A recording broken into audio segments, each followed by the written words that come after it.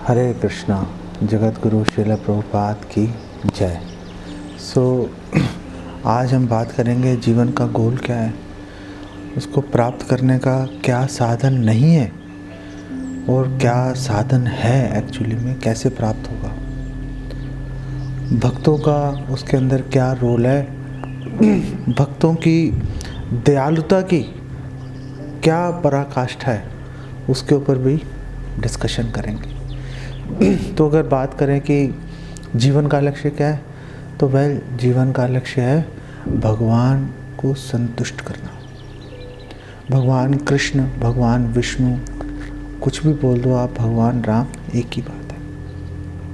जितने भी विष्णु तत्व हैं उनमें से किसी को सेटिस्फाई कर लो, बराबर है सारी चीज़। तो अब सवाल यह है कि भगवान को संतुष्ट करना अगर जीवन का गोल है, लक्ष्य है, तो भगवान को संतुष्ट हम कैसे कर पाएंगे। तो पहले ये जान लेते हैं कि कैसे नहीं कर सकते। जो कॉमन मिसकंसेप्शंस हैं, जो कुधारणाएं हैं, मन में एक डाउट रहता है कि नहीं ऐसे हो जाएगा, तो उसको पहले काट देते हैं। तो कठ उपनिषद 1-2-14 में बोला है, अन्यत्र धर्माद अन्यत्र अधर्मात्, अन्यत्र अस्मात् कृतात्, कि आप धार्मिक कार्य करके या अधार्मिक कार्य करके, पुण्य करके या पाप करके भगवान को संतुष्ट नहीं कर सकते। आप जो काम कर चुके हो, जो करने वाले हो, जो करने योग्य है, किसी से भी भगवान संतुष्ट नहीं होंगे। तो फिर भगवान संतुष्ट कैसे होंगे? भगवान केवल और केवल भक्ति के माध्यम से संतुष्ट होते हैं।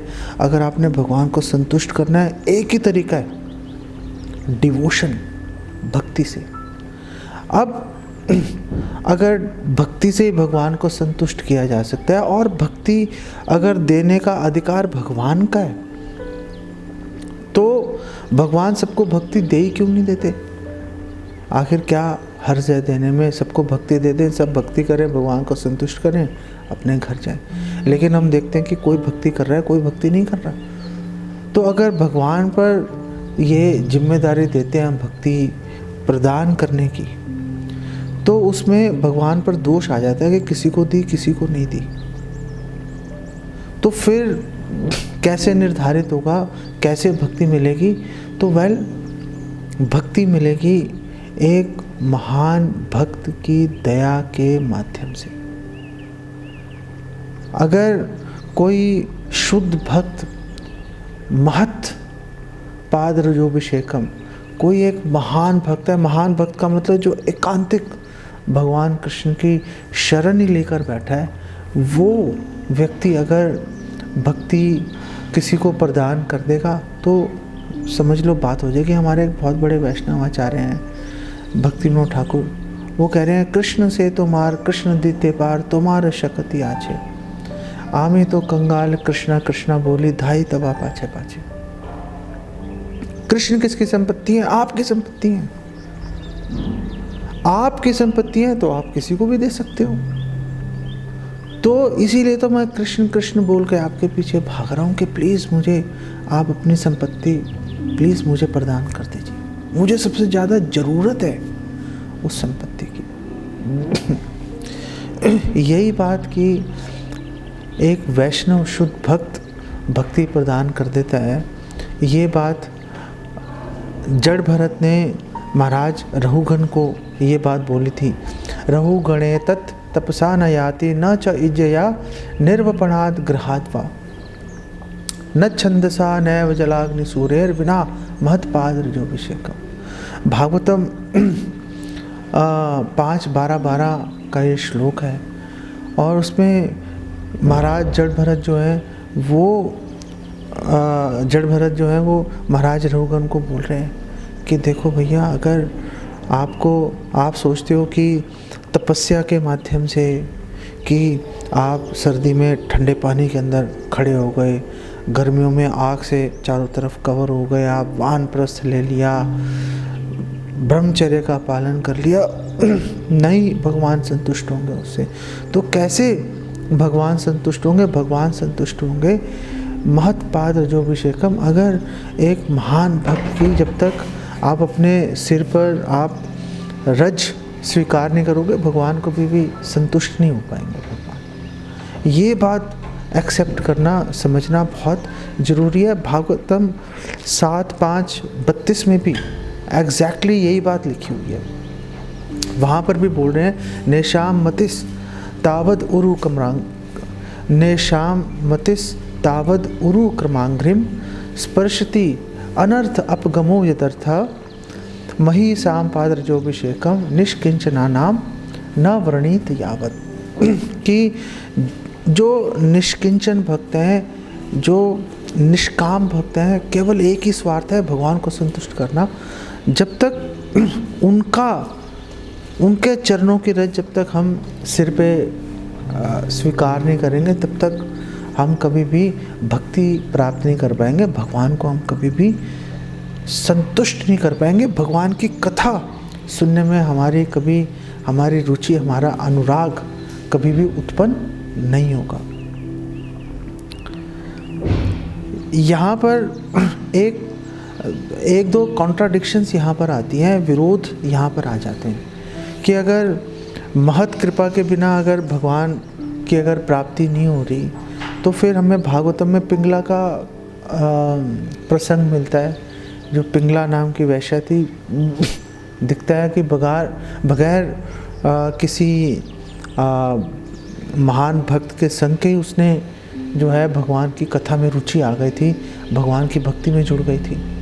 तो यहाँ पर भक्ति संदर्भ में जीवा गोस्वामी कोट कर रहे हैं श्रीधर स्वामी को, और जीवा गोस्वामी बता रहे हैं कि पिंगला ने इस जन्म में या पूर्व जन्म के अंदर ज्ञात या अज्ञात रूप से महान भक्त का संग लिया ही होगा।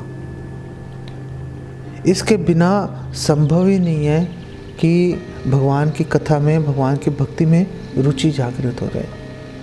एक तर्क के द्वारा इसको समझते हैं। सपोज एक व्यक्ति है, राम मोटा है और राम को किसी ने दिन में खाते हुए नहीं देखा, तो इससे एक अनुमान निकल के आ जाएगा कि अवश्य राम जो है वो रात को खा रहा होगा, नहीं तो मोटा कैसे होगा। उसी तरह अगर किसी की भगवत कथा में रुचि आ गई, भगवान की सेवा में रुचि आ गई, भगवान को संतुष्ट करने में रुचि आ गई, तो किसी महान भक्त का संग होगा ही होगा, इसमें कोई संशय नहीं है इसके अंदर। उसके बिना बात बन ही नहीं सकती। अब हम दूसरे विरोधाभास पे आ जाते हैं। दूसरे विरोधाभास में क्या बोल रहे हैं कि जैसे इंद्र है, इंद्र तो नारद आदि महान साधुओं के, ऋषियों के दर्शन सदैव कर रहे हैं, भगवान कृष्ण के कई बार दर्शन कर लिए, तो फिर इंद्र शुद्ध भक्ति की ओर अग्रसर क्यों नहीं हुआ। हम देखते हैं कि गोवर्धन लीला में इंद्र जो है भगवान से युद्ध कर बैठा। हम बाद में देखते हैं भगवान जब द्वारका लीला कर रहे थे, भगवान कृष्ण गए थे इंद्रलोक, स्वर्गलोक गए थे, वहाँ से पारिजात जो वृक्ष लाने के लिए, और इंद्र ने मना कर दिया। हालांकि भगवान गए थे सत्यभामा जी के साथ में, उनको उनकी माँ की जो चोरी की गई संपत्ति है, उनके कुंडल वगैरह उनको लौटाने गए थे। तो एहसान तो क्या मानना है, पारिजात वृक्ष नहीं ले जाने दूंगा, मेरी संपत्ति है। भगवान से युद्ध कर बैठे, तो नारद जी का संग ले लिया, नारद जी का दर्शन कर लिए, फिर आखिर कैसे उनमें शुद्ध भक्ति जागृत नहीं हुई। तो हमारे आचार्य यहाँ पे जीवा गोस्वामी बता रहे हैं कि इसलिए जागृत नहीं हुई क्योंकि उन्होंने नारद जी के प्रति पूज्य बुद्धि नहीं लेके आए। वो एक ऋषि हैं, समझ में आ गई बात, मेरी इंद्रिय तृप्ति में ये मेरी क्या मदद कर सकते हैं, उस दृष्टि को सामने रख के इंद्र ने हमेशा नारद जी का संग किया। इसी कारण से वो कभी भी भगवान की शुद्ध भक्ति में नहीं जुड़ पाए। अगर हमने महान भक्तों के संग में आ गए, उनके सामने उपस्थिति में आ गए, लेकिन अगर हमने उनकी महिमा को अगर नहीं जानकर अपनी भोग वासना में ही अगर हम लगे रहेंगे, तो हम वो वांछित फल जो है, शुद्ध भक्ति की जो वो कृपा है, जो अनुपम अप्रतिम जो धन है, वो हम कभी भी प्राप्त नहीं कर पाएंगे। भागवतम में एक्चुअली ये बात बोली गई है। भागवतम में 3:5-45 के अंदर ये बात बोली है, तान वै ही असद वृत्तिभिर एकशी भिर्ये पराहृतांतर मनसः परेशः अथो न पश्यन्ति उरुगाय नूनम ये ते पदन्यास विलास लक्ष्य। कि हे भगवान, जो अपराधी व्यक्ति हैं, जो वैष्णव के संग में तो आ गए, उनके सामने तो आ गए, उनकी उपस्थिति में आ गए, लेकिन जिनकी दृष्टि, जिनकी चेतना भोग वासना में लगी है, भक्तों के समीप आने के बावजूद वो कभी भी आपके चरण कमलों में आप उनका अनुराग कभी भी उत्पन्न नहीं हो पाएगा, कभी भी ऐसा संभव नहीं है। लेकिन हम अगर एक विरोधाभास एक और यहाँ पर खड़ा हो जाता है कि यार पूरी दुनिया ही करीब 99.99% लोग जितने हैं वो सारे भगवान से बेसिकली भगवान की भक्ति में तो नहीं जुड़े हुए लोग। तो अगर कोई भगवान की भक्ति में रुचि नहीं दिखा रहा और महान भक्त जो हैं अगर उनको भगवत कृपा प्रदान नहीं करेंगे तो फिर कैसे बात बनेगी, तो भक्ति में कैसे जुड़ेंगे। और फिर जो महात्मा हैं, जो साधु हैं, जो वैष्णव हैं, वो तो विचरण ही इसलिए कर रहे हैं कि बद्ध जीवों का किसी तरह से कल्याण हो। बद्ध जीव का मतलब ही है जो भगवत सेवा के विमुख है, जो भगवत सेवा उन्मुख है, वो तो मुक्त हो गया ना, वो तो उसकी तो बात खत्म हो गई, उसका संसार खत्म हो गया। तो ये विरोधाभास बेसिकली इसका सामंजस्य कैसे बिठाएंगे, तो जीवा गोस्वामी इसका सामंजस्य बिठा रहे हैं। वो बता रहे हैं कि इसकी जो रिकन्सिलेशन है, वो कह रहे हैं कि जो लोग भगवान कृष्ण से, भगवान विष्णु से ईर्ष्या नहीं करते, लेकिन उन्हें पता नहीं है क्या करना है, और क्योंकि उनको पता नहीं है इसलिए उन्होंने पता नहीं है कि भगवान विष्णु की नाते विदु स्वार्थ गतिम ही विष्णु, उनको इस बात की जानकारी नहीं है, इसलिए कर नहीं रहे। तो ऐसे लोगों को जो वैष्णव है, जो महात्मा है, शुद्ध भक्त है, उनको जाकर वो कृपा बांट देते हैं, उनको भगवान की भक्ति, उसकी महिमा के बारे में बता देते हैं। भगवान के चरण कमल जो कोटि चंद्र सुशीतल है, और जिस तरह से चंद्र उदय होने पर सूर्य जनित सारे संताप, जो ताप, जो गर्मी है, उससे छुटकारा मिल जाता है, ऐसे ही भगवान के चरण कमल रूपी चंद्रमा जब एक भक्त के हृदय में उदित हो जाता है, काम वासना जनित सारे ताप जितने हैं वो सारे तुरंत जड़ समेत नष्ट हो जाते हैं।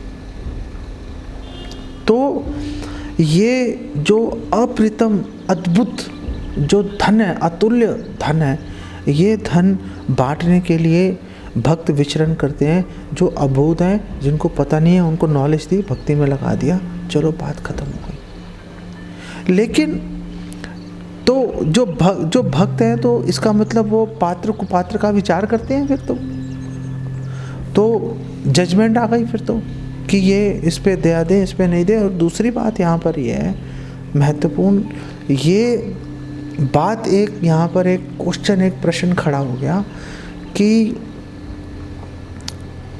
भगवान अगर स्वतंत्र हैं कुछ भी करने के लिए, तो क्या भक्त, ऐसा नहीं है कि भक्त भी कुछ भी कर सकते हैं? तो एक्चुअली में जीवा गोस्वामी कह रहे हैं भक्त भी, वो भी कुछ भी कर सकते हैं, किसी को कुछ भी संपत्ति प्रदान करने की उनकी क्षमता होती है। और महाभागवत का एक लक्षण होता है, महाभागवत जो भक्त हैं वो जो उनके प्रति ईर्ष्या कर रहे हैं, जो उन्हीं के प्रति अपराध कर रहे हैं, उनको भी वो दया प्रदान करते हैं। वो ये नहीं सोचते कि ये विरोधी है, विद्वेषी है, इसको दया नहीं देंगे, उसको भी दया प्रदान करने के लिए उन लालायित रहते हैं बेसिकली। आप अभी हमने जड़ भरत और महाराज रघुगण की बात की, आप देख लो। महाराज रघुगण ने जड़ भरत को अपनी पालकी में जोत दिया और उनको बार बार उनको दंड देने की बात कर रहे थे कि तुम टेढ़ा मेढ़ा चला रहे हो, क्या कर रहे हो तुम्हें पालकी उठाने की अकल नहीं है, तुम्हें इतने बेवकूफ़ हो तुम। इस अपने प्रति इस अपराध को अनदेखा करके जड़ भरत ने महाराज रघुगण पर दया की। कितनी बड़ी बात है। आप कुबेर पुत्रों का उदाहरण देख लो, नल कुबर मणिग्रीव का। उसने उन दोनों ने तो 2 वैष्णवों के प्रति अपराध किया, माता गंगा के प्रति अपराध किया। जिन गंगा देवी के जल, पावन जल के अंदर पावन जल का लोग प्रयोग करते हैं पवित्र होने के लिए, भगवान के अर्चन के लिए, गंगा की उपासना के लिए, उस जल में शराब पीकर नशे में मदोन्मत्त होकर नग्नावस्था में स्त्रियों के साथ व्यवहार कर रहे थे। माता गंगा का अपमान किया। नारद जी वहाँ से निकल रहे थे और नारद जी को भी देख के, क्योंकि उनको कोई शुद्ध बुद्धि नहीं है, नारद जी को देखकर भी नग्नावस्था में खड़े रहे। ये 2 अपराध होने के बावजूद नारद जी ने देखो उनको, चलो मान लिया, उनको पेड़ बना दिया, उनको चलो पेड़ बन जाओ जाकर। लेकिन वो पेड़ बनने के बाद भी नारद जी ने उनको 4 वरदान उनको प्रदान कर दिए। पहली बात है, नारद जी ने उनको वृंदावन का वास दिया। दूसरी बात यह है, नारद जी ने उनको पूर्व जन्म की स्मृति प्रदान की। तीसरी बात, नारद जी ने उनको भगवान कृष्ण के दर्शन प्राप्त करने की सुविधा प्रदान कर दी। भगवान कृष्ण को साक्षात ही देख लिया उन्होंने, दोनों ने। और चौथी बात, भगवान कृष्ण की भक्ति में जुड़ने का उनको अवसर प्रदान कर दिया। कितनी बड़ी बात है। अच्छा, इसके अलावा आप देखिए विष्णु धर्मोत्तर में एक प्रसंग आता है। एक भक्त थे, उनका नाम था उपरीचर वसु। जो उपरीचर वसु हैं, ये देवताओं की मदद कर रहे थे। और जैसे मुचकुंद ने देवताओं की मदद की, नहीं तो ऐसे ही ये भी देवताओं की मदद कर रहे थे। इन्होंने दैत्यों को हराया, बहुत उनका संहार किया। और जब युद्ध समाप्त हो गया, इन्होंने बोला कि अब मैं पाताल लोक में जाकर भगवान का स्मरण करना चाहता हूँ। पाताल लोक में चले गए, देवताओं ने उनको अनुमति दे दी। पाताल लोक में जाकर भगवान का स्मरण कर रहे हैं। दैत्यों को पता चल गया। दैत्यों ने कहा यही मौका है, ये बैठा हुआ नहीं हत्ता, इसको मार देते हैं। गए, अस्त्र शस्त्रों से प्रहार किया, लेकिन भगवत कृपा से कोई आँच नहीं आई उनके ऊपर, बाल भी बांका नहीं हुआ। दैत्य परेशान हो गए। दैत्य वापस गए अपने गुरु के पास, शुक्राचार्य के पास। उन्होंने कहा कि हे गुरुदेव, कुछ उपाय बताइए। तो शुक्राचार्य ने बोला, जब तक इसके हृदय में या किसी के हृदय में भी जब तक भगवान की स्मृति है, भगवान को याद कर रहा है, कोई बाल भी बांका नहीं कर सकता। तो फिर क्या करें? इसके हृदय से भगवान की स्मृति हटाओ। कैसे हटाएं? शुक्राचार्य ने कहा, आप पाषंड धर्म का प्रचार करना शुरू कर दो।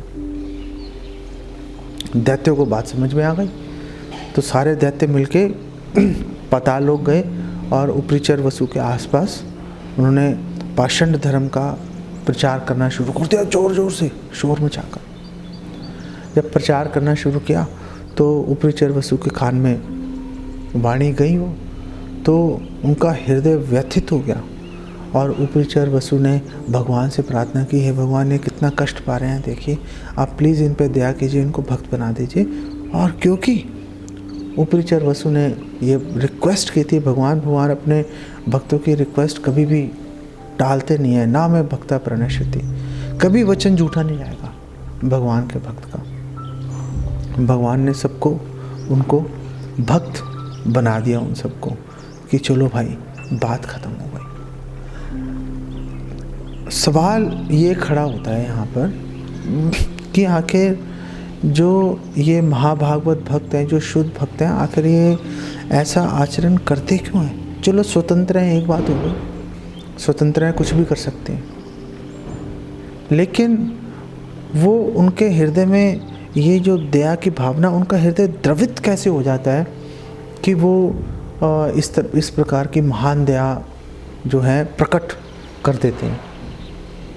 तो हमारे आचार्य यहाँ पे एक्सप्लेन करते हैं, भक्ति संदर्भ में जीवा गोस्वामी एक्सप्लेन कर रहे हैं। वो कहते हैं कि जैसे कोई व्यक्ति डूब रहा हो, अब डूब रहा था, दैव योग से वो नदी के उस करंट से, उस बहाव से बाहर निकल के आ गया, उसकी प्राणों की रक्षा करते अब तट पे बैठा हुआ है। और जब वो किसी और को डूबते हुए देखेगा, उस नदी के बहाव के बहा जा रहा है, उसका हृदय द्रवित हो जाएगा और वो पूरा प्रयास करेगा उसको बचाने का, क्योंकि उसने खुद अनुभव किया है उन कष्टों को, उस दुख को, उस तकलीफ़ को, उस भय को उसने अनुभव किया है। और वो ये चाहेगा कि बाकी लोगों का भी मैं उद्धार कर दूं, ताकि जैसे मेरा उद्धार हुआ है, मैं सुख भोग रहा हूँ, मैं इससे बाहर निकल आया इस विपत्ति से, ऐसे दूसरे लोग भी बाहर निकल आए।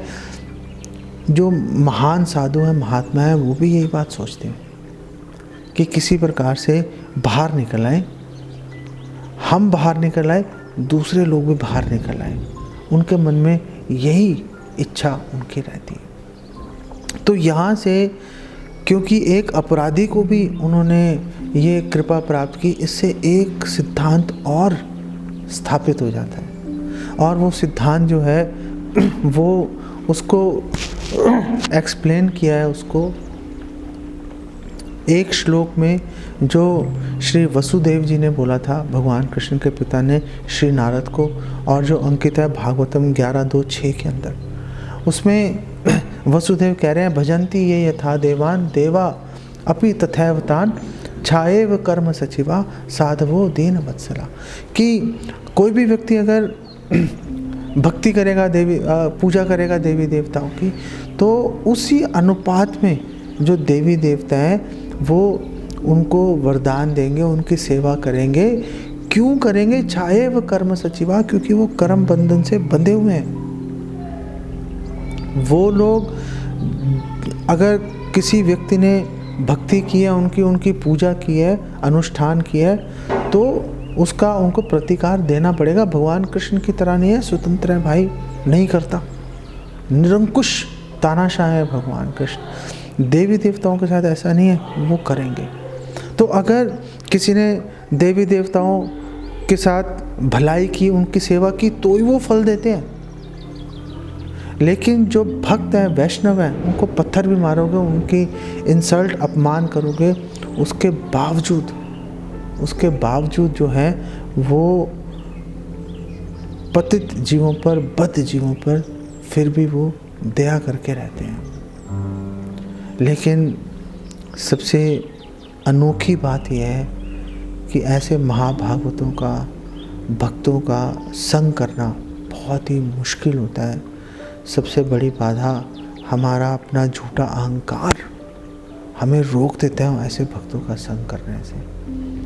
तो अगर आपका मन आपको अच्छे भक्तों का संग करने से खींचे, तो अपने मन की बात मत सुनिएगा। हमारा सबसे बड़ा शत्रु, दुश्मन हमारा मन ही है। मन को एक तरफ करके पूर्ण रूपेण भगवान पर अगर आपने ध्यान लगाना है, तो शुद्ध भक्तों की शरण लीजिए। चाहे आपको कितना ही अपमान, आपका मन बोल रहा हो कितना अपमान हो रहा है तेरा, कोई अपमान नहीं हो रहा। जो भक्त हैं कभी किसी का अपमान नहीं करते। आपके शुद्धिकरण के लिए आपको कड़वी बात जरूर कभी बोल सकते हैं, उसमें आप ही का फ़ायदा है, किसी और का फ़ायदा नहीं। इस बात को ध्यान में रखेंगे, आगे बढ़ जाएंगे। अगर अपराध सहित व्यवहार करने पर भी अगर भक्तों की कृपा प्राप्त हो रही है, तो आप सोचो कि अगर निष्ठापूर्वक किसी भक्तों की, शुद्ध भक्तों की सेवा की, तो क्या लाभ प्राप्त होगा। इमेजिन भी नहीं कर सकते, उसकी कल्पना भी की नहीं जा सकती। इस बात को हमेशा याद रखिए। इसको यहीं पे विराम देते हैं। जगत गुरु श्रील प्रभुपाद की जय। हरे कृष्णा।